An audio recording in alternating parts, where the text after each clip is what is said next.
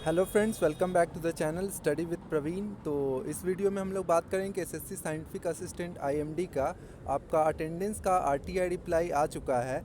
तो हम लोग देखेंगे कि किस कैटेगरी से कितने कैंडिडेट ने पार्टिसिपेट किया और ओवरऑल आपका अटेंडेंस कितना रहा।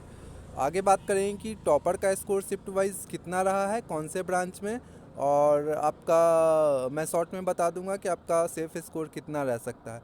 और भी कुछ कुछ पहलू पे हम लोग इस वीडियो में डिस्कस करेंगे। तो चलिए वीडियो को स्टार्ट करते हैं। और ध्यान रखिएगा कि आरटीआई रिप्लाई है, ऑफिशियल डेटा है।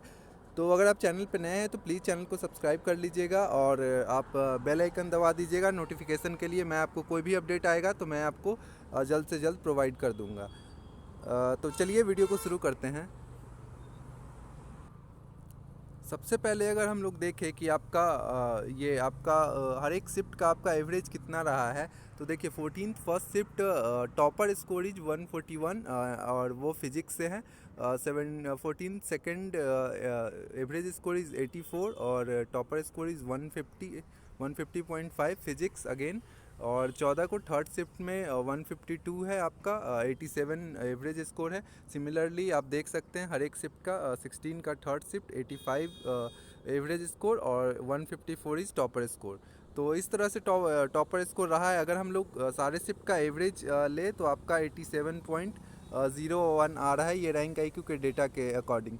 रैंक आईक्यू पे ऑलरेडी 12 to 13,000 स्टूडेंट चेक कर चुके हैं। तो मोस्टली जिनका मार्क्स हाइयर रैंक में है वो ऑलरेडी चेक कर चुके हैं। 100 to 200 कैंडिडेट में भी नहीं चेक किए होंगे। तो चलिए देखते हैं आपकी अटेंडेंस कितना रहा। तो देखिए ये अटेंडेंस का आरटीआई रिप्लाई है। ये एसएससी से अटेंडेंस मांगा गया था कि dear sir madam, SSC scientific assistant का ओवरऑल और कैटेगरी वाइज आपको अटेंडेंस। तो यहाँ पे it is inform that the total candidate 2,41,276, मतलब 2,41,000 कैंडिडेट फॉर्म फिलअप हुआ था। और जिसमें आपका 1,11,060, मतलब अगर आप परसेंटेज में कैलकुलेट करेंगे तो it will be around 42% attendance आपका रहा। तो काफ़ी लो अटेंडेंस रहा है आपका।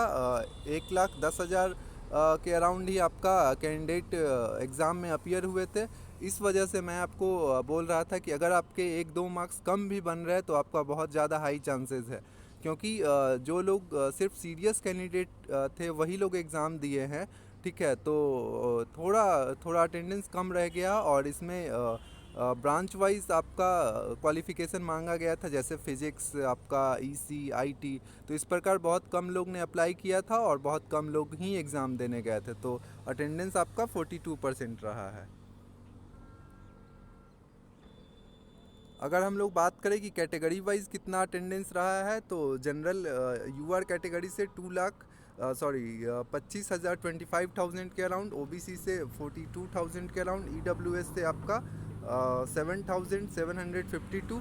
तो आपका ओबीसी और ईडब्ल्यूएस के कट ऑफ में 2-3 मार्क्स का डिफरेंस आ जाएगा। ओबीसी ईडब्ल्यूएस से 2 नंबर ज़्यादा रह सकता है। एससी में 21,000 और एसटी में आपका लगभग 18,000। तो इस प्रकार आपका अटेंडेंस रहा है कैटेगरी वाइज। बहुत लोग कैंडिडेट का क्वेरी आ रहा था कि रॉन्ग आंसर का बोनस मार्क्स कैसे मिलेगा। तो देखिए रॉन्ग क्वेश्चन का ऑब्जेक्शन ऑलरेडी सभी कैंडिडेट ने रेज कर दिया था और मैं आपको बताया भी था कि कौन कौन शिफ्ट में कितना रॉन्ग क्वेश्चन है। तो आपको 14th के सेकेंड शिफ्ट में आपका 2 क्वेश्चन रॉन्ग है। Similarly 15th second shift 2 question is wrong. 16 first shift 3 question is wrong and 16 second shift 3 question wrong.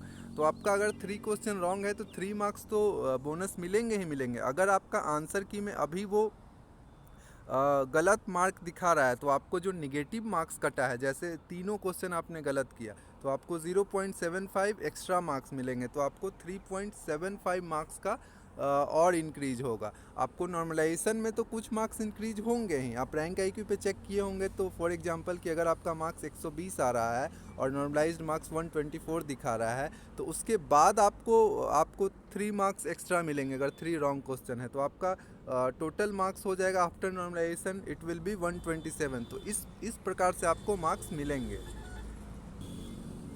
तो जैसा कि आपको पता है कि मैं पिछले वीडियो में आपको डिटेल एनालिसिस में बताया हूं कि आपका टोटल वैकेंसी और कैंडिडेट फॉर डीवी कितना टाइम्स आपका जाएगा।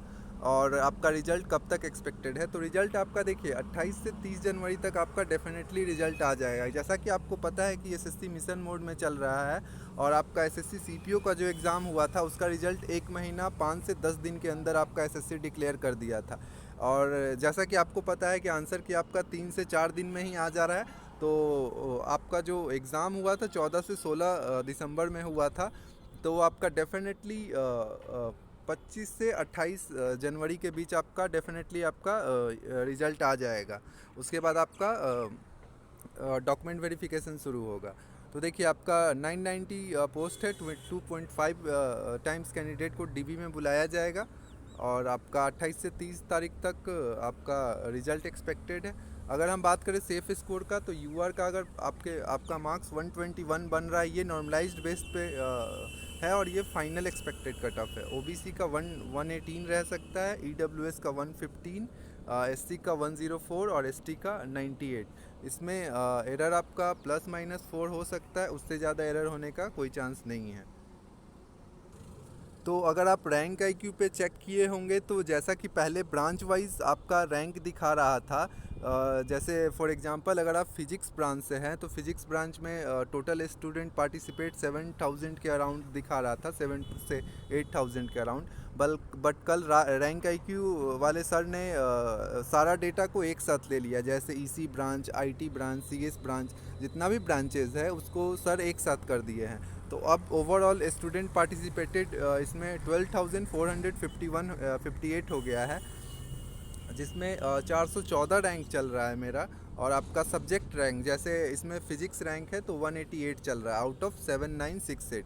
तो ये सब्जेक्ट रैंक है, ये फ़िज़िक्स का रैंक है कि फ़िज़िक्स में टोटल लगभग 8000 कैंडिडेट पार्टिसिपेट किए हैं और उसमें रैंक आपका 188 चल रहा है। ये सब्जेक्ट रैंक प्लस कैटेगरी, जैसे ओबीसी में 60 रैंक चल रहा है। तो इस प्रकार से रैंक चल रहा है।